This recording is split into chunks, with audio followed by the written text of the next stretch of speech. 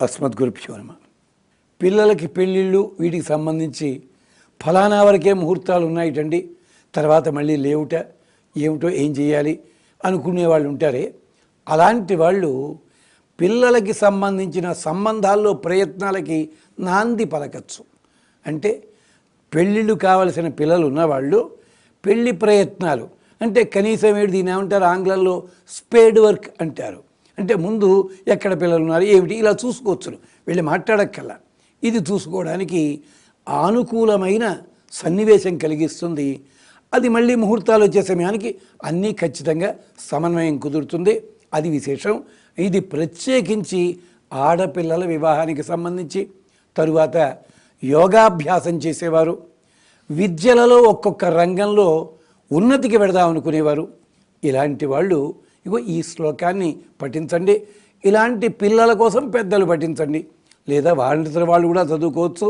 యం వినిద్రాః జితశ్వాసాః శాంతాః దాంతాః జితేంద్రియాః జ్యోతిః పశ్యంతి యుంజానాః తస్మై యోగాత్మనే నమః.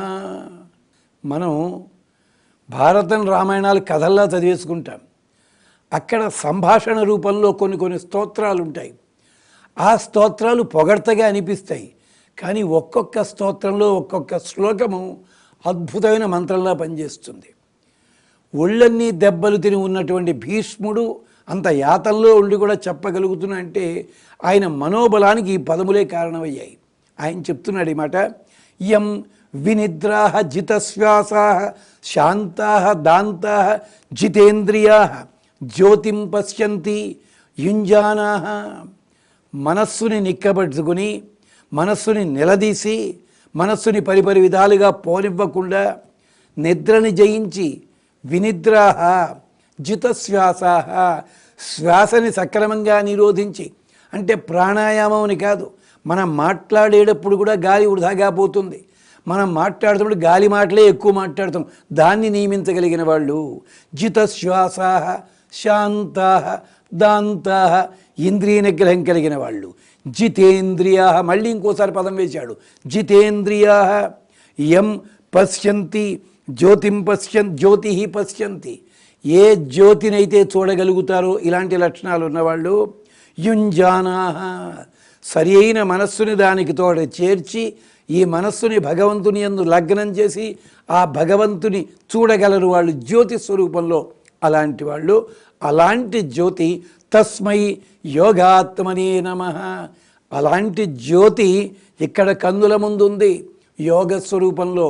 యోగమునకు ఆత్మ పరమాత్మ. మనం ఎంతసేపు యోగ శబ్దం వినగానే వేలం వెర్రులెక్కి ఎక్కడెక్కడికో పరిగెత్తి రకరకాల విన్యాసాలు చేస్తాం తప్ప అలాంటి తత్వాన్ని మనం చూడటం లేదు. అగో అలాంటి జ్యోతి దర్శనం మాకు కావాలి అన్న భావనతో చెయ్యండి, ఇగో ఈ ఫలితాలు లభిస్తాయి. ప్రత్యేకించి ఆడపిల్లలకి చక్కటి సంబంధం కుదురుతుంది. యం వినిద్రాః జితశ్వాసాః శాంతాః దాంతాః జితేంద్రియాః జ్యోతిః పశ్యంతి యుంజానాః తస్మై యోగాత్మనే నమః. యోగమునకు ఆత్మ అయిన భగవంతుణ్ణి. ఇక్కడ శ్రీమన్నారాయణుడా లేదా శంకరుడా లేదా బ్రహ్మ ఇంద్ర ఎవరు మీ ఇష్టదైవం ఎవరైతే వారు ఆ రూపాన్ని అట్టే పెట్టుకోండి. ఈ శ్లోకాన్ని ధ్యానం చెయ్యండి. మంత్రశక్తి మీకు లభిస్తుంది, మనోనిగ్రహ శక్తి లభిస్తుంది. మీరు చేస్తున్న కార్యక్రమాల్లో లోటు లేకుండా, అక్కడ విఘ్నములు లేకుండా సాగుతుంది. ప్రత్యేకించి ఆడపిల్లలకి సంబంధం చూసుకునేటప్పుడు చాలా తగినటువంటి సంబంధము మీకు దొరుకుతుంది. ఇది ఒక్కసారి మంత్రాన్ని మళ్ళీ చెప్పుకున్నాం. యం వినిద్రాః జితశ్వాసాః శాంతాః దాంతాః జితేంద్రియాః జ్యోతిః పశ్యంతి యుంజానాః తస్మై యోగాత్మనే నమః.